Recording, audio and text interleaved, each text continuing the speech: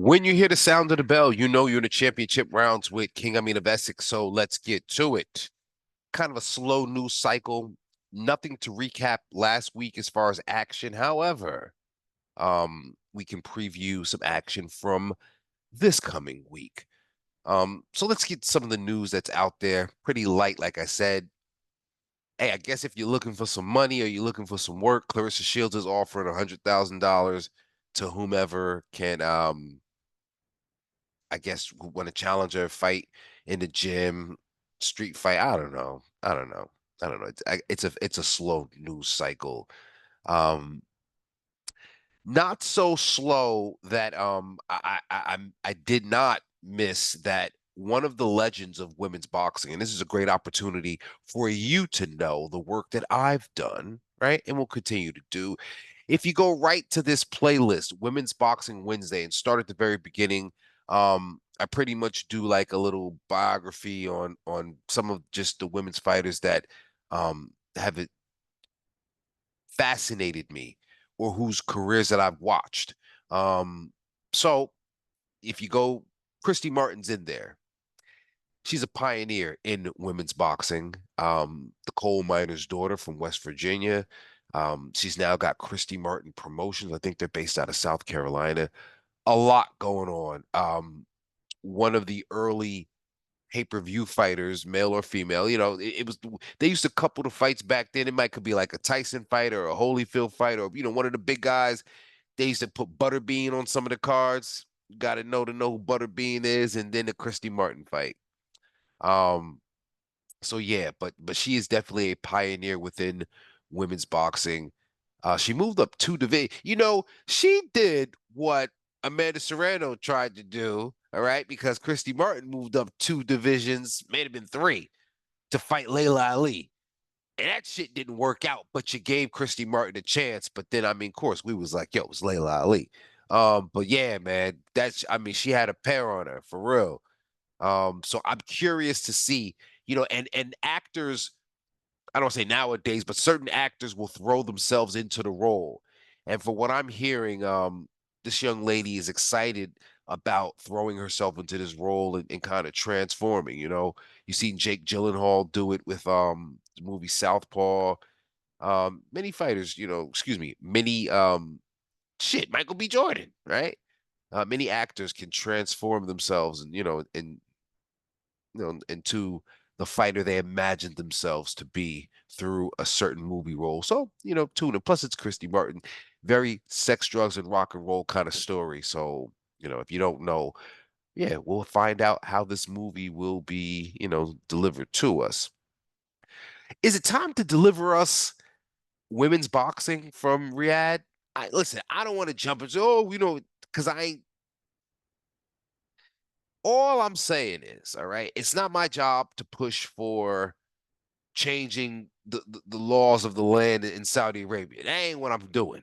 That's my point though, is if on the boxing tip, if you love it and we want these championship fights, a venue and the circumstances and the finesse, if you will, of Turkey Al Sheikh, I think they can help to continue to facilitate the championship level bouts that we're getting in women's boxing. So, for example, I believe, and there's nothing wrong with the card that we had, but I believe if somehow, because it seems to have fallen by the wayside, Natasha Jonas and Michaela Mayer, if that fight could have been salvaged, scheduled for June 15th, and it's since fallen out, not going to happen. But I think both of these, gals have been in training, or at least, might have been prepared to take this date, or, they can get on the could have gotten on the Bivol joint. The Bivol, used to be Bivol and Baturbiev. My point is that's why you wanted Bivol and Baturbiev in Saudi, because you said regardless of promotional companies, regardless of financial implications, this bout is so important. We need to kind of take it out of the hands of the promoters and the fighters to a degree. Do the same thing for women's boxing, my man. It's some fights we need to happen. Like, Turkey, you must be the only person that can offer Natasha Jonas a bag to defend that belt she got. Somebody gotta have it, right? I don't know, man. To put these fights together that we need to see, all right? Um, yeah, so maybe it's time, maybe it's not. But it's a discussion I'm sure we'll continue to have off and on.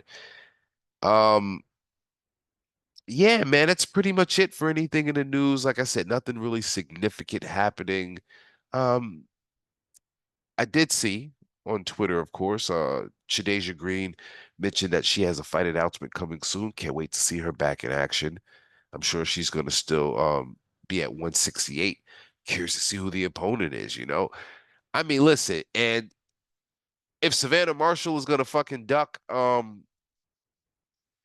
if she's going to duck the rematch with Freshawn Cruz Dezern, then why not fight Shadeja Green? Like, you don't got to go to the MMA, like, but maybe she's trying to get a coin, man. But come on, man.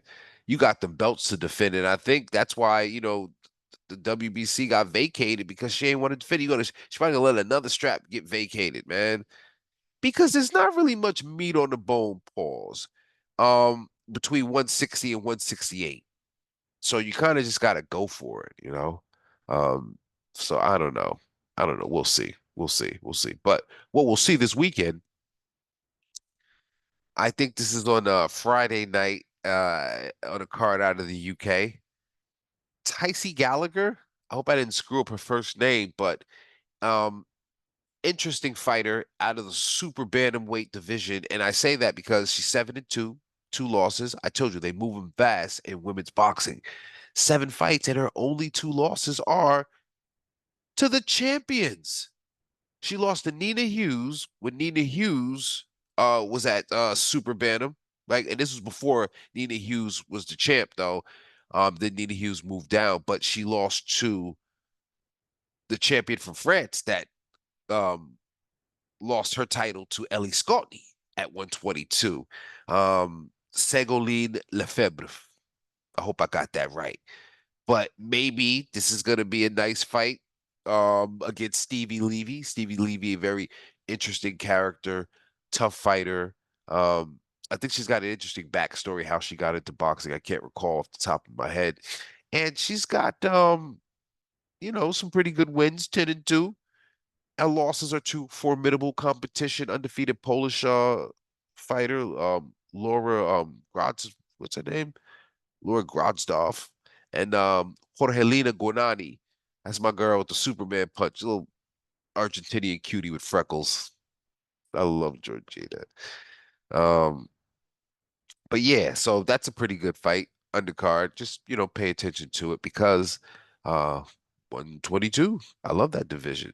Right now, this is a very hot division because we just saw what happened with Nina Hughes and Shernika Johnson. So now we got more bantamweight division action. And this is a woman who is not spoken of. She's got 2 belts, unified champion. And normally I would describe it as a fighter holding the belts hostage in Eastern Europe or in the Norwegian area. But this is a little something different because Dina Thorslund, um, 21-0, 9 KOs out of Denmark.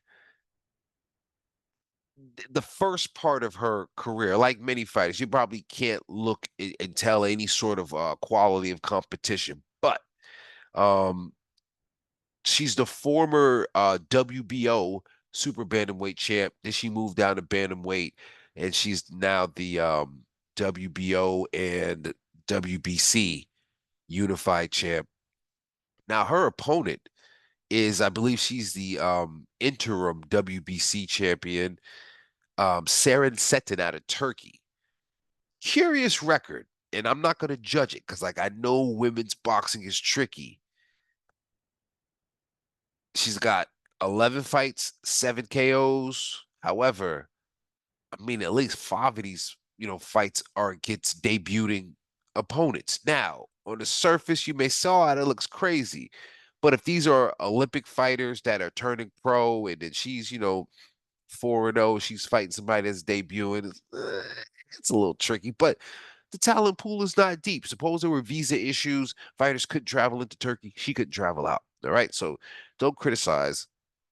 11 wins, 7 KOs, and they have a common opponent in Mary Romero, out of Spain. So yeah, this is going to be a bout. There's a lot of unknown. A lot of people don't know who Dina Thorslund is, or they may have never seen her fight. I tell you, she's more of a no, she's a precise puncher. She goes for the action combinations. Um, More solid defense than some fighters that you see, respectfully. She's pretty good. She's pretty good. Not a knockout artist, but I'd like to think that she has cumulative power. I've never seen Cetin fight before. I ain't gonna sit here and fraud you like I'm watching Shorty from Turkey. Like, nah, it's not happening. If I could, I would, but I so this is why we have to watch this fight, because I don't know how people thought about Shanika Johnson versus Nina Hughes, but you can never write in any fight, of course, you can never write off the opponent. All right. So even though, you hear the congestion sinuses, I would never write you guys off because I need y'all like y'all need me. You know what I need you to do? Drop a comment, share this, drop a like, go and pretend that you've done some research and that you're so eloquent when it comes to this women's boxing or boxing, period. And then people say, yo, you ever heard of it? And you'll say, yeah, you'll frown your face, and then you'll go home and then you'll watch some more. Like I said, you'll go down that playlist, you'll watch all the little biographies. Yeah, man, it's good stuff. That's how you get in tune. Thank you for tuning in, and I'm out of here.